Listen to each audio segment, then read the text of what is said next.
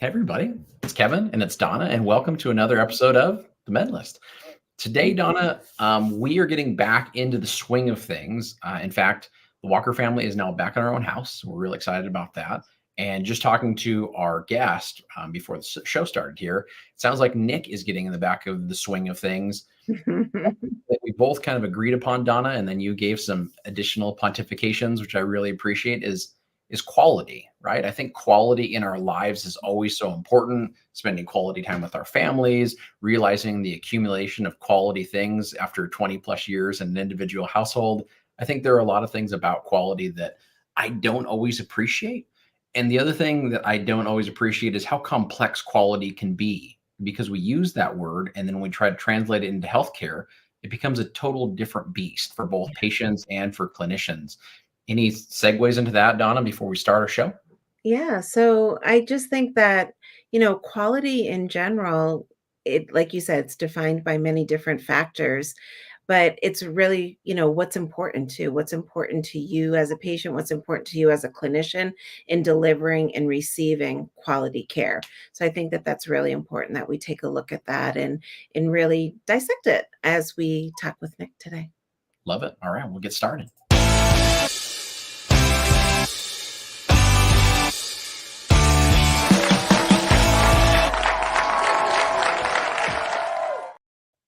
All right.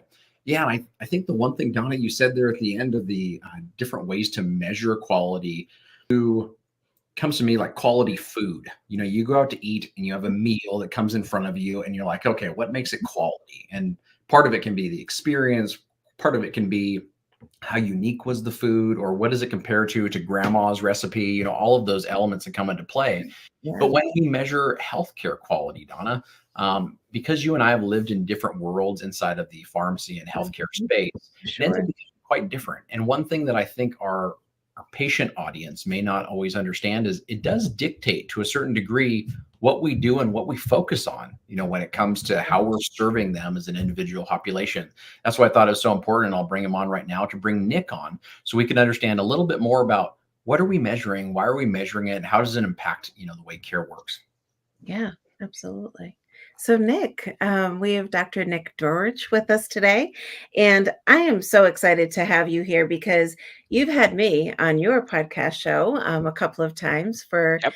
PQS, and I just loved being and speaking with you and talking about deprescribing. And I love that you get to be with us to talk about quality and just share a little bit more about you and just what you're doing exactly. So I just want to welcome you and thank you so much for being here with us today. I do have to admit, I in all of my gettings together here, I forgot to pull up your bio, Nick. So have you actually say a little bit more about you, and I'm so sorry about that. Not a problem here. Yeah, and I appreciate Kevin and Donna, you both having me on the show here. We're going to be talking about quality. If nothing else, I've been told throughout my life that I have no shortage of quantity when it comes to talking. But hopefully, I can provide some both quantity and quality of knowledge and information today. That'll be my goal. And as certainly as I get older and more experienced and wise, hopefully, I think I've learned that quantity is not always the best quality. So we'll talk about how that applies to healthcare for today. But yeah, as Donna said, my name for the audience, my name is Nick Dorich. I'm a graduate of the University of Rhode Island College of Pharmacy, graduated class of 2011. I'm a Rhode Island native, smallest state based on size, but very, very big based on personality and the things that we go off and do in the world. After I graduated, I completed an executive residency at the National Association of Chain Drugstores Foundation, and then I worked there on staff for a couple of years in their pharmacy affairs department. So basically, there I was. NACDS is a trade association representing chain drugstores. My job was to be one of the pharmacy experts as a pharmacist on staff that would inform our lobbyists, that would inform our pharmacy practice initiatives, that would work with agencies like CDC about, hey, what can pharmacists do? And then from there, I came to Pharmacy Quality Solutions, which is the company I currently work for. I was the first pharmacy account manager that was hired on at the time, as that was a startup company. And just this past April, PQS hit 10 years as a company. I have been there for 9 plus. I'm actually the longest tenured person in the company, which is pretty exciting for me, and not something that you would expect of a millennial as well. So that part there is pretty cool. But excited to be here today. Excited to talk about quality. That's awesome. So Yeah, thank you. And again, I'm sorry that I forgot to pull that up, but so many great things you've done, Nick, and really just um, love what I've seen, what PQS is doing, and would love to learn more about their role in the quality solutions. So, but Kevin, I think you were going to start off with something. no, I was just going to show Nick that I've got his slides already ready to rock and roll, so we can show the audience that's not listening via podcast audio form and watching a video, either YouTube or I know that Spotify now has also a video version, which is so funny, right? But anyway, Nick, the thing I wanted to jump into prior to us really going into your world of PQS is you've got to tell me more about your previous work and how you feel like that has now evolved in that individual space, because when we're talking about quality and we're looking at chain drugstores and kind of the way that quality has evolved there and the metrics that are important to specifically the chain drugstore industry and some of the changes that are happening in independent pharmacy, what do you think some of the notes are that you've taken, Nick? You've sat in a very unique seat. And so I'm looking forward to you talking to our both patient audience and clinicians on the things that you've seen when it comes to how we're weighing quality across those two settings. Yeah, Kevin, it's a great question, and I'll actually take it a step back a little bit further as well, because living and working in that association world in Washington D.C. for several years, like I did, had a pretty unique view of what happens and how that relates to policy. Here on Capitol Hill, I used to work with and meet with many legislators and folks that were involved with making decisions, and we, as the pharmacy community, or a lot of people in healthcare, just generally, we don't always do a good job of talking ourselves up Mm, or making the point with our legislators or with our patients even, right? The patients, they may not think about it, right? But there are decisions that happen in this world that affect how the pharmacy operates, whether or not they can stay operating, right? right. And if they're not familiar with those sort of things, that can be detrimental to the pharmacy, and that ultimately can have an effect on the patient. So I think really just one of the things that has been most important, and that's really, I got involved working with, or got the opportunity to go into the association world at a young age and basically right out of pharmacy school because of some work I had done with other associations as a student, both locally at my state, in my region, and as a national officer for a student association for the American Pharmacists Association. Um, and really, it's one of those things where, yes, we as pharmacists know what we do and we know why these things are important. But if our Mm, patients don't know it, and if other healthcare providers don't know, and if legislators, if we don't tell them, no one else is going to know, and other decisions are going to impact what we do. So that, I think, is really one of the most important things that has to come into play sure. as to what we do and how we operate. Mhm. Where that goes, and Kevin, to your question on what does happen and the items that impact pharmacy today.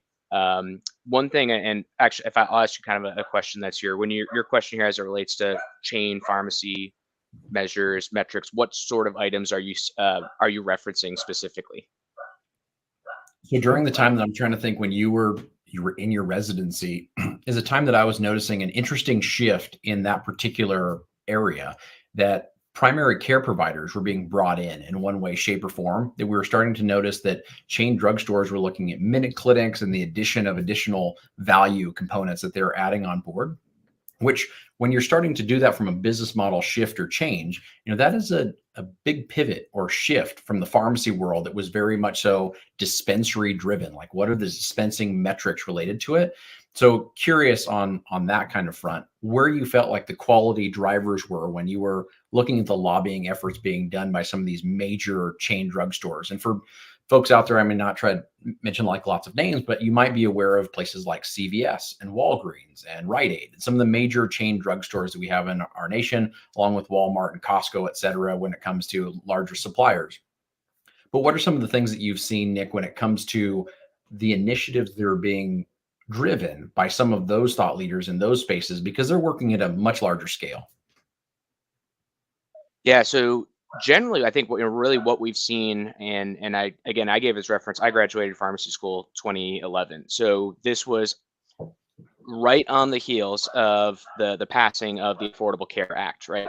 Or many Mhm. people just know it simply as Obamacare. Whether it was that or even really what was the original Mitt Romney version of it, right?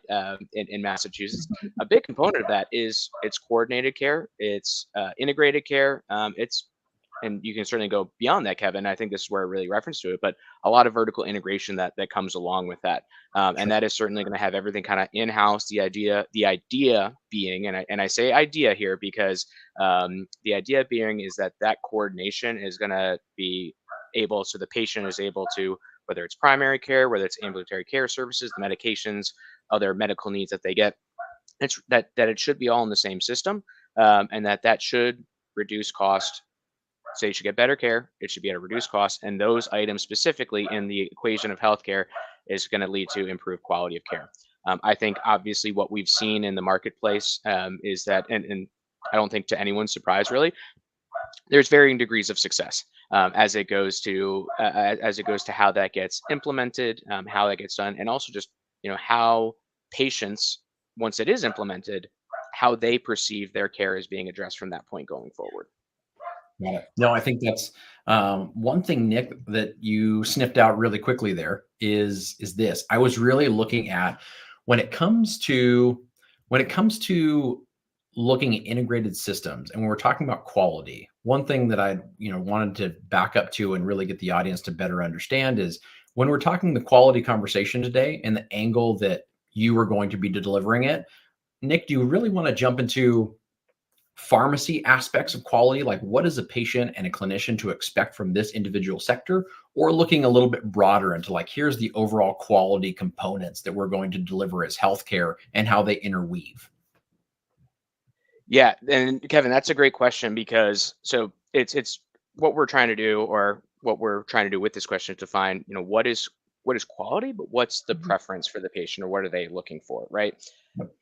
And there's been various studies or interest looking into this, into what patients, what they prefer, or what matters most to them from their pharmacy. Mm, And this is going to be my next point is going to be one where pharmacists are generally going to want to close their ears, la la la, and just brush it out and deny that it's the case. But the thing that matters most to the patients is the convenience, right? Good, bad, indifferent, right or wrong. That is what patients value most from their pharmacy, right? Or at least that's what patients have said in surveys, Yep. generally as the most preferred aspect of their pharmacy. There are some, right, and there's certainly anyone who's worked in customer service in one way, shape, or form. There's always an idea around the customer is always right. There's another part where, and as I went to my prior comments starting off as well about, hey, what we got to do and talk about the other items, right? I think that's where us in pharmacy, convenience is certainly not the most important thing for quality of care for the patient, or the speed, that is in particular, right? Because when we are dealing with medications, and particularly when you're dealing with medications with patients that have more severe disease states, or medications that are more high risk, yeah. speed can kill, right? And that's a part there where it's a sort of thing where, hey, just because you're picking up a medication, patient Joe, just because you're picking up a medication for antibiotics for your 3-year-old, yes, we do want to get that to them quickly, efficiently, and safely, but Mhm. also not at the expense of other patients that also do need that pharmaceutical care, right, from the care team. So that's where it's a part there where I think really just one of the items here in healthcare, and as it relates to quality, it needs to be something where all stakeholders are involved. That needs to be the clinicians, that needs to be the providers, and I'll admittedly, Kevin, Donna, in the audience, Mhm. clinicians and providers, pharmacist. I may lump all those words together because to me they're all one and the same. CMS may not recognize pharmacists as providers, but that's not me. I do. Mhm. I do. From that part of it. But whether it's the clinicians, whether it's the payers in healthcare, and whether it's the patients, even auxiliary groups that are tangential or into these systems, Mhm. all really need to have input into, well, what is quality? Some of it is going to be related to how care is delivered, how accessible it is. Um, a lot of it is going to be related to outcomes. A lot of it is going to be based on the response that's included there. And then even as we get into quality, there's different things that can be based on tasks. Now, tasks are not the outcome. And tasks are not a true quality measure themselves, but they are a part of the system, and they can often be an indicator where if certain groups are not completing certain tasks, or if the way that they process tasks are not the same as other groups, that can be an early indicator that, hey, this may lead to decreased outcomes or increased cost if things are not done the right way, which can in turn, as we put our quality equation together, decrease the quality of the care. So I think that's really when folks talk to me about, hey, well, what does quality mean, or what do measures mean in healthcare? Those are the important aspects from a broad 30,000-foot level. It needs to be cooperative. All of the players need to have a seat at the table as defining what that is, and all the groups need to really listen to each other when it comes to these measures, how they're used, how they're implemented, and how they're used in the marketplace. So, Nick, I'm just curious, just as we are taking this little historical walk through pharmacy world and thinking about, where the cost and things like that come through, right? So we all know that we need to make money in order to run a business, right?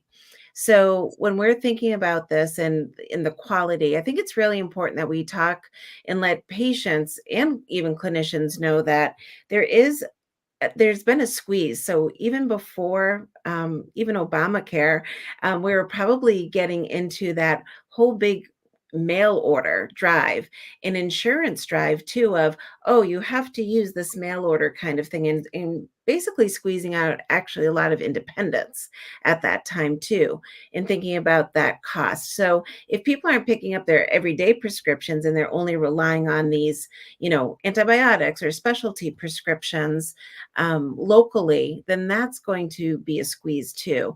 And now we've added on a lot of other uh, responsibilities for pharmacists in regards to the vaccinations and talking about that time necessary in order to deliver all of this. And everybody wants things quick. They want to be able to go and get their vaccination, and then they also want to pick up their medicines. And then we are also seeing that there's this reduction of what's happening, especially in the retail world, of folks of the industry itself not supplying enough of the technicians or pharmacists the hours that are necessary in order to really do a quality job, if you will. And I know we're talking tasks too, but I think that that time and quality, et cetera, it all comes into play. So I'd love to hear your take on all of that, and what there's been a lot that's happened in pharmacy, especially recently. So how has that affected the quality that you've seen? Yeah, so a couple things I'll address, Donna, and again, I've been at this now 9+ years in the quality space, and Yeah. that comes up often as a question from pharmacy owners, whether it's a independent pharmacy, those that are supporting pharmacies, and certainly from the chains, where, well, hey, it's harder to do more of the things as pressures, margins, profits get squeezed, and everything else like that. Sure. But my question, or the follow up question, or the part that I ask is, well, you're a business owner or an operator. That's what you ask of any suppliers that you're using too. Is there really ever a sense where, is there any business out there, or even just us as consumers? In my years of being adult, I don't think there's a product that has generally gotten cheaper in my lifetime, right? And just especially as we talk about inflation right now, cost of things going up, um, margin is going to get squeezed. So that's a part that I point out where there are some prevailing thoughts in pharmacy that, hey, this is a problem that is unique to our industry. Mhm. It is not. It is not unique to our industry. Every industry kind of has to work in to deal with that. And the important aspect that, and where we can try to fight that kind of system change in that environment, Mhm. um, or what I look at and where I'm really passionate in my work is, we can look at finding, generating, and diversifying ways in which pharmacies can be paid, can be reimbursed for providing services, doing it in a way that drives patient loyalty. Because ultimately, if you're doing things at an effective cost for the patients, if you're providing care as it matters to them, and certainly as if it has a benefit to payers that's there from it, you're going to have your patients that are coming to you for those services. And it's not just that you're managing their medication, it's that they're coming to you for their flu shot, it's that they're coming to you for their shingles vaccine when they're 65 and due for it. It's something where we'll see what happens in the foreseeable future and how frequent COVID boosters need to become, right? Um, if you've got a patient with diabetes who needs to come in for testing supplies and things like that, are they going to be coming to your pharmacy because they know you and they can ask the questions? That really becomes the key driver. So that is my point of view on this as I look ahead and just think globally or systemically. Um, Cost or margin, they don't increase or improve. That's not the reality.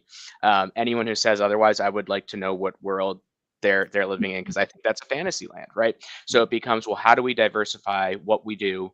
What it is we do to show value, and especially again in the system that we are in currently, we are working with a physician shortage. We are working where there's a lot of consolidation for hospitals, health system practices, other things like that. And it's more and more, it's becoming increasingly difficult for patients to access to see a physician, even for things for simple screenings and tests.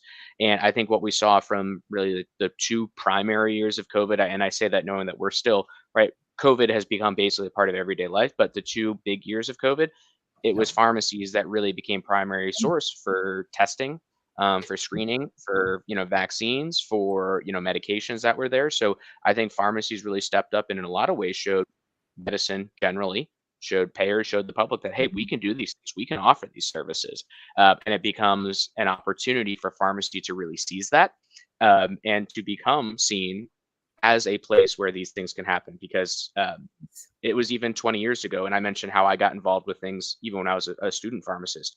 um, I come from Rhode Island. Rhode Island was the second to last state where they allowed pharmacists and pharmacy technicians to immunize. So when I was going through pharmacy school, you couldn't get an immunization at a pharmacy, right? Now, even as it goes to flu shots, 2/3 to 3/4 of flu shots are given in pharmacies. It's Right. basically a standard of practice for a site of care. So these things are going to change. And that's how I look at, well, what are other opportunities that become there? What is that next thing that becomes available? I love it. Now that How we've kind of hit on the periphery elements, I think, of quality, like in general, the one thing before we jump into the presentation that Nick so nicely put together for us is really this, Nick. So when it comes to a patient and a clinician's understanding of what quality metrics we're looking at, right, in general, like what are being weighed, one, tell us what those are, and then two, tell us where they come from. Like how do we end up getting those?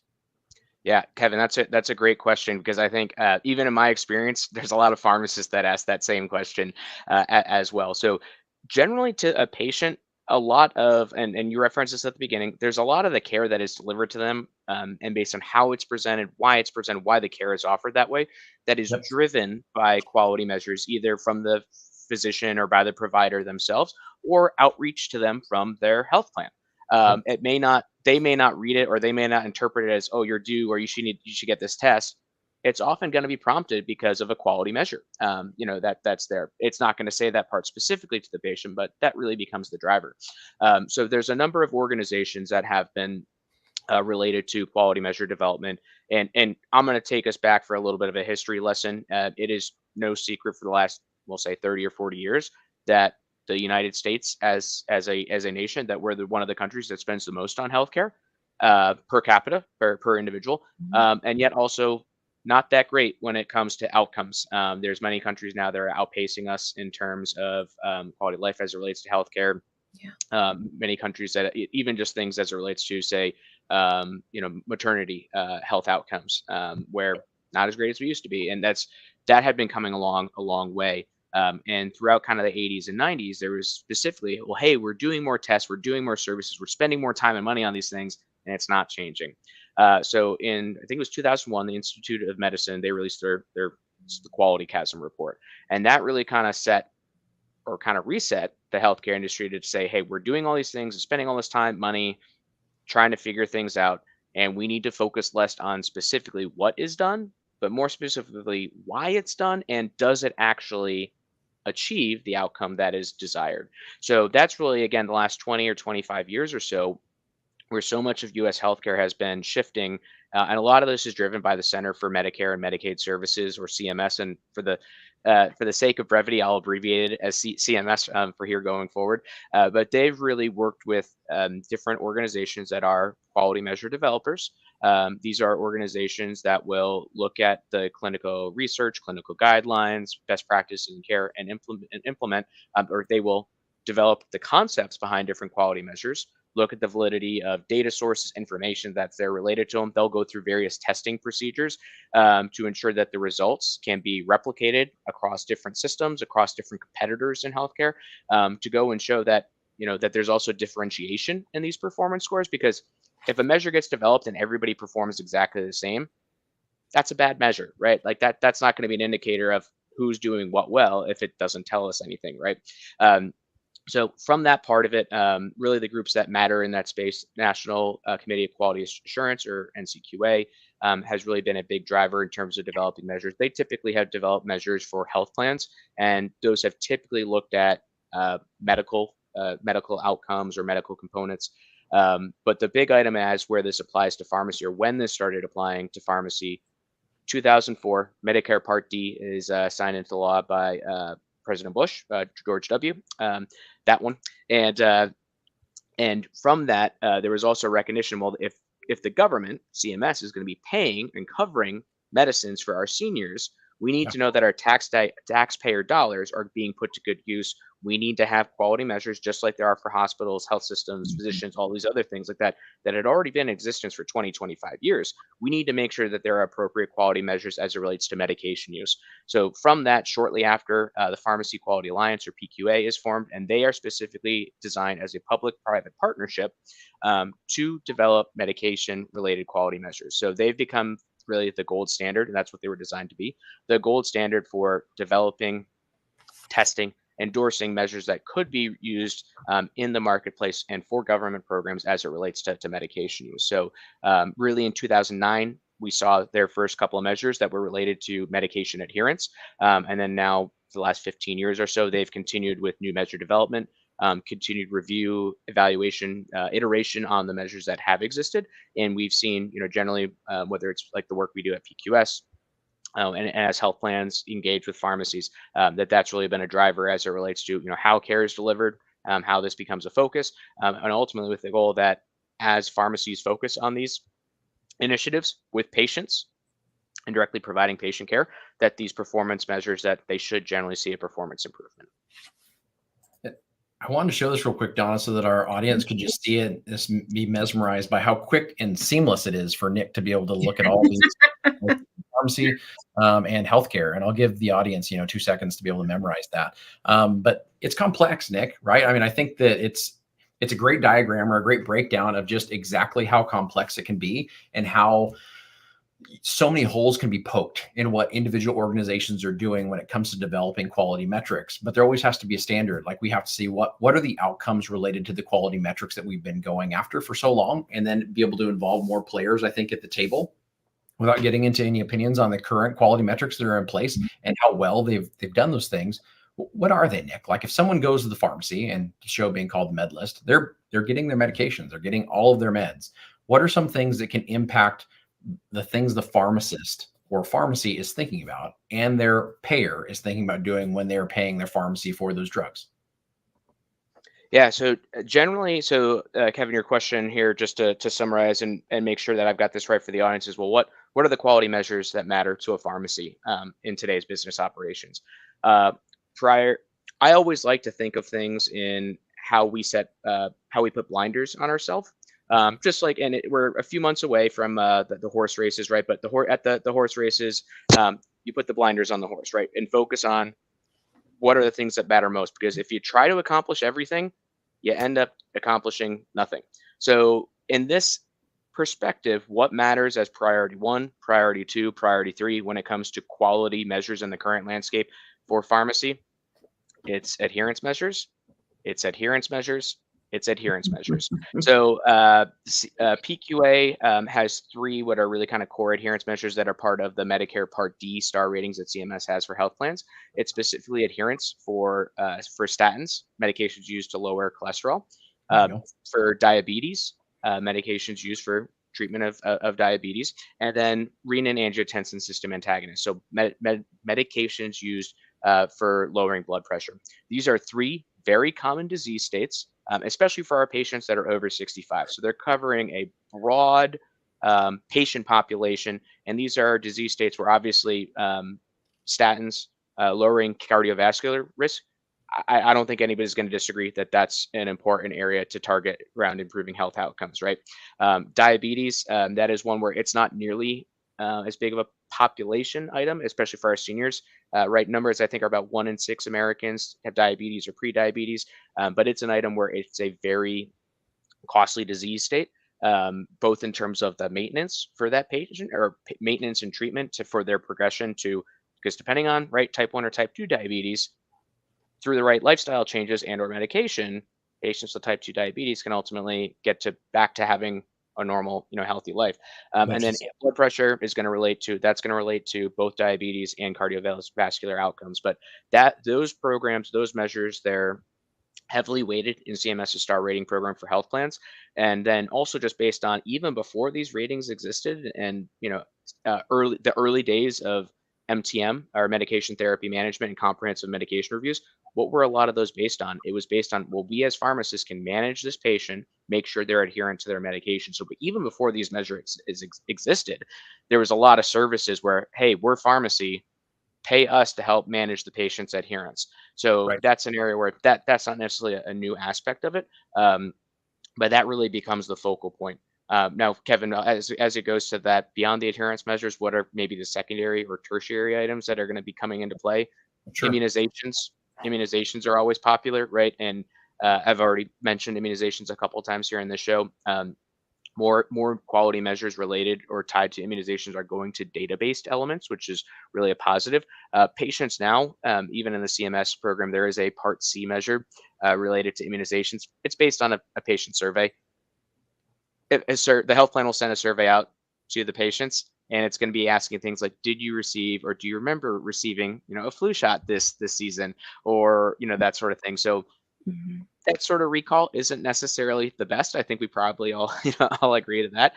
But immunizations are a popular area, and then the other area I think is really anywhere where there's different screenings that pharmacies may be able to touch or manage with patients.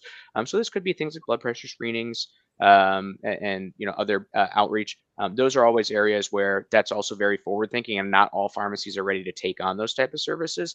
Yep. But that to me is kind of the interesting point of where do we go, or what's the next step in the future. So, Sticking. Go ahead, uh, Donna. all right, thanks. So Nick, when we're thinking about moving forward, because I agree that the diabetes, blood pressure, and cholesterol have been in the forefront for some time, but they're also not the only issues that people have, and especially as people age, there tends to be more issues that might come about for them, more comorbidities. And as we add on more meds for these comorbidities and polypharmacy ensues, then we're really getting into some quality issues and drug interactions with these medicines that are for diabetes and blood pressure and cholesterol. So I think it's great to look at that, but there's such a huge picture about it. Do you think that there might be a drive in the near future or down the road where maybe we can start looking more at the polypharmacy issues, the over medication, potentially deprescribing, and be able to look at that and have pharmacists be a part of that equation and saying, look, I noticed that you were in the hospital and now you're coming back with, all of these meds, and yet they haven't taken off some of these others. When does that get measured? Yeah, so great question here, Donna, and you and I both love this topic as early, right? Because and ultimately, the thing that I will say as a pharmacist, right? Mhm. We as pharmacists don't it's going to sound strange. We don't necessarily want patients taking more medications.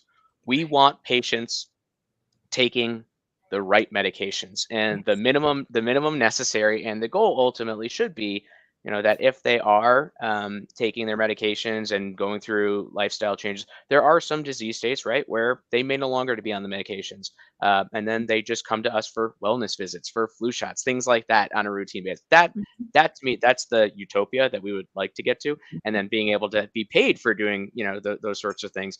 That's obviously not the case for everything, because there are things like cancer or oncology, where that could be a very long-term treatment, or there could be other disease states such as epilepsy, right, where hey, you're going to have to come and manage that, and you're going to have to take medications for the rest of your life, right? But as it goes to your question, deep prescribing that can come into play. I talked to reference comprehensive medication reviews. That's something, if a pharmacy team is doing a comprehensive medication review, for a patient, certainly that should be considered, right? Like, what medications are you taking? What supplements? What herbals? What disease states are you managing as a patient? What are your goals? Those are all parts of it, where that can come through. But for those of us in pharmacy, comprehensive medication reviews, they may get prompted at certain times, or they may not necessarily be scheduled at, or given to the pharmacy at a time that works for the pharmacy or for the patient. So that could be a little bit troubling. There are different quality measures that do exist related to polypharmacy currently. There's also quality measures related to opioid use. There's been quality measures related to high-risk medications, and I'll use this as an opportunity to kind of talk about the quality measure process. So when I first started working at PQS, there was another medication-related measure that was related to use of high-risk meds in the elderly. So it was HRM. It was based on Beers criteria. And the way that this measure was set up, was you wanted to have a low percentage score, right? So the idea was, if a patient has 2 or more of these meds that they take in the course of a measurement period, which would typically be a calendar year, that is a patient using high-risk medications. Now, Donna, Kevin, we all know as pharmacists that, Beers criteria. I like to reference, if you've seen the movie, the Pirates of the Caribbean movie trilogy. Actually, I think it's more than a trilogy now, but that's besides the point. Where it's the Pirates Code, right? And it's not so much a code, but guidelines. Beers criteria, those are guidelines, right? There are going to be patients where, hey, if they are over 65, or hey, if they just turned 65, they're using these medications, they've been stable on them, that's okay, right? But the idea being is that these medications, either in high dosage or frequent use of these medications together, that they can lend themselves to poor health outcomes, exacerbation of disease, or patient drowsiness, or things like that could lend itself to falls, particularly in an older population. So it is an item where the goal should be to reduce those medications, their dosing, the frequency, the number of medications, but it's not a requirement. It's not a mandate, right?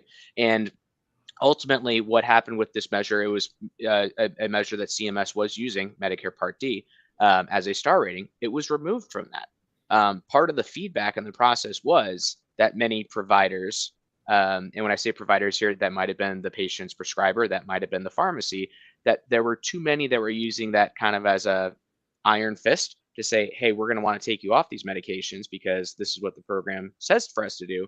But the patient was not really on board, and that led to patient complaints and other issues that come from it. So becomes an item where it can be a little bit finicky as to, hey, is this a quality measure? But how do we message? How do we communicate? And ultimately, I think in this kind of example it was an example where the communication and messaging around, hey, what is the intent, but also how programs may have been operated or done, where patients, again, these could be medications where it is right for the patient to use medications. It's not a requirement that they be removed. And those patients can continue those medications in some instances. So go ahead, Kevin. I have so many questions. I just wanted to really put a little pin in one thing that Nick said a while back. On the primary measures were adherence, right? Those are the elements we're looking at.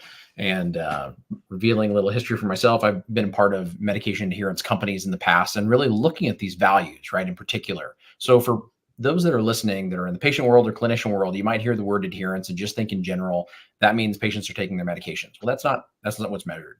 What is measured is proportion of days covered, meaning you're basically looking from fill to fill histories. Are you picking up your medications on time? Mm-hmm. So what does that mean, I think, Nick, to clinicians and patients when it comes to the messaging that happens around statins, around ACEs and ARBs. So lisinopril is one of the examples that folks may be aware of and hear about. And when it comes to oral anti-diabetic agents, like metformin is one that you guys might have heard of in the audience there. When it comes to those individual drugs and the way those are being tracked and valued, right, in the system, do you feel right now, Nick, with that primary driver, those three components of adherence, do you feel like that is creating more quality outcomes of the way we're currently measuring it and the way it's currently being enacted inside of pharmacy?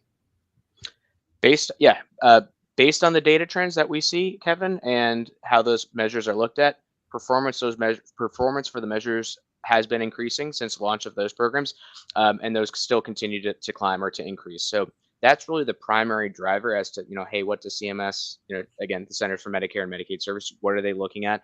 How does that relate to health goals and health spending for what those are? Does that help improve outcomes? Their answer to that part has been, yes. Their answer to these measures has been, and when folks look at that, those measures, the performance for those measures continue to improve. Now, that being said, there's obviously a point where performance measurement reaches a plateau, or if it hits 100%, then it's not a good quality measure, right? The goal with the quality measures is that it's going to help guide quality improvement. And if there's not room for improvement, it's a bad measure, right? In that sense, it's a bad measure. So, but we still see that CMS has looked at this and has commented on this recently. PQA has looked at, in particular, again, the adherence measures as ones have been around the longest, because there's, as it goes to with quality, there's always going to be someone that pokes their head up and says, "Hey, I don't think these measures are good. I don't think these measures are appropriate. I don't think these measures are working anymore." And that sort of thing. Or, "Hey, I think we've topped out performance with what can be done." At least as it goes on the top out part of it, CMS and PQA, that's something where that comes up every year, and with many years of quality improvement research, there's still room for growth, coming from that area. That being said, as it goes to the measures continue to evolve. They are not static, and that's one thing that I think that's really important to point out for folks. And as I look at the quality measures, or as I think about them, and as I work with pharmacies as part of my day job about quality measures, just memorizing, hey, this is how a measure is calculated or what the intent is. That's good for a point in time. But if the focus is just on that and not the process itself around quality improvement or measurement, when that measure changes, or if that measure, like high risk medication, gets taken out of the big leagues, then you're kind of stuck having to learn over from the start again. So onto whatever new quality measure takes its place or comes into play at that point. So my reasoning or my background to this is very much, look at your system. Does your pharmacy, does your healthcare team, are you looking at quality measures? Are you looking at performance data? Are you seeing improvement? Another key aspect that I look at to this, and Kevin and Donna, this is not something we've talked about yet with it, but healthcare and how we work with patients. It doesn't matter so much what we do, but does it drive the outcome? And if you're a pharmacy owner, or if you're a pharmacy manager, if you're using solution X or solution Y or solution Z with the intent that, hey, this is supposed to help us improve adherence. Well, if you keep doing the same item over and over again, and it doesn't help to improve that patient's adherence or the scores for your pharmacy, the question, some folks may look at it and say, well, the question is, it's a bad measure. The other part of that question is, well, if you're doing the same thing and you're not getting the results, why are we continuing to do it, right? So there's also an introspection that needs to, or that should be occurring with these instances. I always look at it, and my thought process to this is that none of us are perfect. If you're watching the video cast, my dog jumped in the background and tried to join, probably made an audio appearance. My dog is perfect. If you guys have pets at home, your pets are perfect. But us as humans, we are never perfect either. So it's an item there where anytime we look at measures, and if we're not seeing a change, it could be the measure, and there's going to be changes to the measure. But there always should be an opportunity to look at, well, what can we do differently? Are we doing everything that's available for us, or are we trying to use a hammer when we should be using a screwdriver? Interesting. Okay, so I'm going to go back a little bit. And when you're talking about quality measures, they seem to be more for like public health numbers, if you will, and driving numbers. And I understand that, like, you know, the majority of people, but we all know, as as we've been talking about too, we're all individuals too, Yep. and thinking about that. So, Kevin, Nick had sent along a slide of the patient-centered care, pharmacist patient-centered care um, process. Yeah. And if you maybe want to put that up. So when we're looking at an individual, right? Mhm. And, so we're looking at someone who has blood pressure issues, but is on a different blood pressure medication and it's causing edema. And now we're adding on furosemide, or they're hospitalized because of edema, which is swollen ankles for those Mhm. that aren't aware of what it is. Um, so, there could be that issue from a product that they're taking. So, Lone Institute has done a lot of numbers and crunching and everything else, and they tell us that 750 um, older adults per day, those 65 years and older, are hospitalized because of adverse drug issues. And so when we're thinking about that, it might not be the cholesterol and the diabetes and the blood pressure. And I feel like I'm harping on this, and I don't mean to. I'm just being passionate about, we got to look beyond just these three, because even for some insurances, so for one thing in Massachusetts, their Medicaid, people pay less in co-payments for these three areas of care. But if they have depression or anxiety or breathing issues or other beyond these three, they pay a higher co-payment. And I find that a little frustrating for the patients. And I don't feel that, not everyone is being looked at equally, and that more quality measures aren't being placed that should be placed. And so how do we, and I understand what you said earlier on, that we all have to play a part and like tell people, tell our legislators that this is really important stuff that we talk about. But do you see, like, can you just comment on that a little bit? And we have this individual person, and yet we're saying, oh, sorry, we got to give you this because our issues are going to be that we're not meeting a certain directive or a certain quality measure. Yeah. So, and I'll confirm. I guess I'll start with confirming, Donna, that yes, the measured quality measures are inherently going to be population health measures, Mhm. and this is a part where it relates to data and how data is used. The example that is given for anyone that's a baseball fan, I'm going to kind of draw a picture or use a metaphor that's here. If you're a baseball fan or a fan of any sport that's there, but I'm going to use baseball. I grew up reading, checking the sports to see the batting averages, as who were Right, the batting average leaders, right, or who was leading an ERA for the pitchers. right. Typically, for those rankings, there's limitations, or there needs to be a certain number of appearances for a batter, right? They need to have a certain number, have played in a certain number of games, or have had a certain number of at bats. For a pitcher to, again, certain number of games, a certain number of innings pitched. Because if there are instances where, if a pitcher just pitches one game, they go 6 innings and it's a shutout, their ERA is going to be zero. Somebody's going to like, hey, Joe Smith had a zero ERA. He's the best pitcher in the league. No, Joe had one good day, right? And that's where I'm going to bring this back to the healthcare part of this is, it does matter, right? Population health measures, they are Mhm. population health measures, because the anecdotal one-off parts of it are not indicative of the system of a whole that's there. We don't necessarily want to reward based on that. We don't necessarily want to penalize that aspect of it. But Donna, to your question, as it goes to, well, what does happen then, right, with that patient of one, when it does come to different items, that is absolutely, these are the things, right, that matter if you're a patient, into what health plan you're selecting, what are the benefits that are there, and whether it's a patient, whether it's the pharmacy, these are the things where advocacy really matters.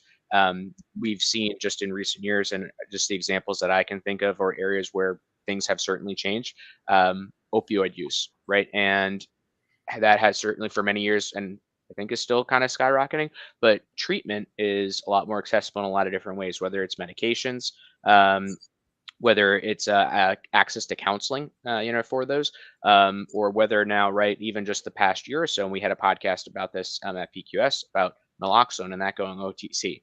That was something where there was a question, and this was the reason I covered this as a podcast topic. Medication going OTC, that sounds great to everybody, but it can go OTC. But if it goes OTC, it may not get covered by the patient's insurance anymore. And if it's not Mhm. covered by the insurance, the cost could go up. And this is a potentially life-saving medication. So like that change, it made it more accessible, but it also introduced a potential item where cost could become a barrier, which is not really right. That's a very potential, it's a very thin line we can be walking, when it comes to those instances. So that's the part there for, from my aspect of it. I think it's very, very important where, when it comes to healthcare, and how and what services are covered. Anyone who's worked in pharmacy, we know what prior authorizations, we've had to work Mhm. through those, and know what those may be. Other items such as REMS, or which may restrict access, or stepwise therapy. There's all these different things that can prevent patients in some cases from accessing a medication, or it may, hey, this indication may be covered, but certain things need to be done at the same time. Again, I think these items are where the focus point is. It's based on prevalence of disease state. We're going to be, again, going back to who's going to have it as far as the most.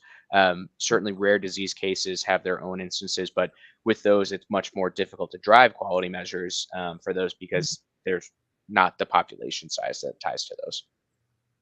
Yeah, I think one of our users popped in. I can't see right now. I'll have to jump on LinkedIn and I'll peek. But thank you for the comment, and said we cannot force a patient to pay and pick up their meds in the pharmacy. Which, so for the audience to kind of understand and get behind the curtains here with everybody, when it comes to the metrics that we're really looking at here, and you're looking at refill gaps, like when your Mhm. pharmacy wants you to go to a mail order pharmacy, there's a reason behind that, right? And one of the reasons behind that is your refill history. Just like I've gone to many patients' homes and they have cabinets filled of drugs they have not taken, it's because the mail order pharmacy continues to send you that drug upon your refill time period to meet a metric in general.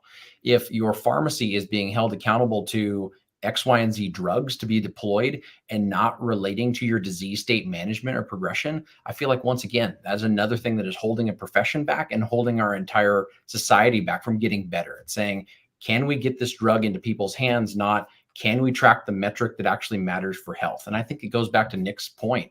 We spend a lot of money in healthcare and we do a very poor job in the United States. And I think our metrics is our place to start when we look at how are we actually measuring things? Are we measuring things on all those diabetics out there? You know what your blood glucose levels are. You know what your A1Cs are. If we're looking at people that have hypertension, what are you looking at? Your blood pressure, right? And Mhm. so there are elements and metrics that come into quality that I think that's one problem that I often see a disconnect in, Nick, is that it really looks like we're looking at industry drivers based on dispensation of individual products as opposed to actually looking at health metrics. But I do want to point this out. Nick brings up a fantastic point that everybody needs to grab onto.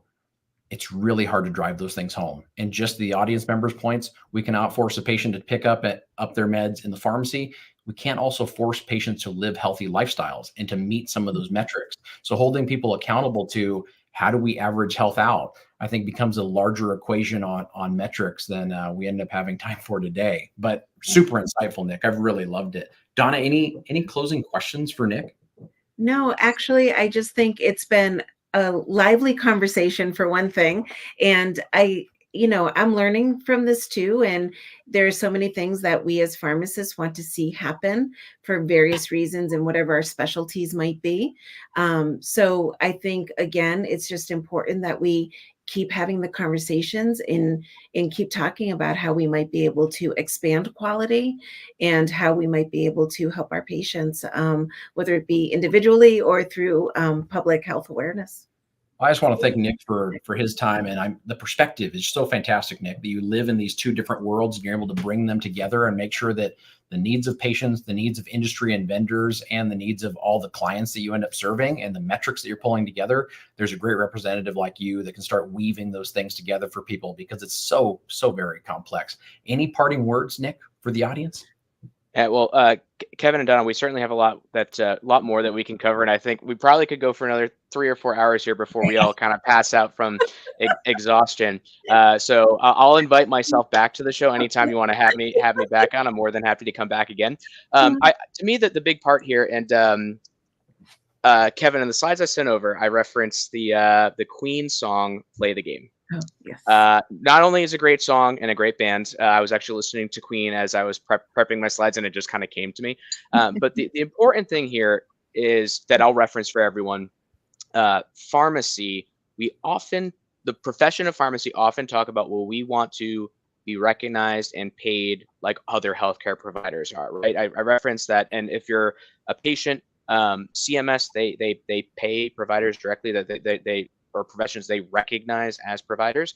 There's a long list of professions and licensed healthcare providers, and this is not meant as shade or to reduce any of those professions, but pharmacists are not recognized as providers. How are all of these other providers paid? It's based on quality measures and quality performance. So it's a part here, and I referenced this part a couple different times. And I am not here to say that quality measures, whether in pharmacy or elsewhere, are perfect. They continue to evolve and iterate and to grow, and it's important for us all to be involved with the process. It's important for us to understand the data. If you don't like the measures and don't have information, collect that data and provide that to groups like PQA, like NCQA, CMS. There are pathways for these items to make changes, and the changes are not going to be instantaneous, right? These measures have existed for 15 years. There's 15 years of data. Because you have an anecdote of one, that doesn't mean the measure is going to be changing, right? But if there are changes, and there are changes that are going to occur and that are going to continue to occur, but it doesn't happen unless people follow those proper pathways. So I think those are the parts that are really important to me. One of the phrases, you're either at the table or on the menu. That's a phrase I've heard a lot in my professional career, and that's something that I always think about. Make sure you have a voice. Make sure you're using it. Make sure that you're representing your patients. Make sure you're representing your business at the pharmacy. I think we're all here for the right reasons to be doing it. I think we're all in agreement that that improving health outcomes is important. We may have difference of opinion on how that gets measured, and that's okay. But we want to collect all those voices. Yeah. Love it. Love it. Well, thank you everybody for joining us. And we will definitely have Nick back here again sometime soon. Spotify, Apple Podcasts, YouTube, where else, Donna? Facebook, LinkedIn, all those spots. Look us up, and I'm sure Nick will tell us a few more to be connected into. We'll talk to you guys soon.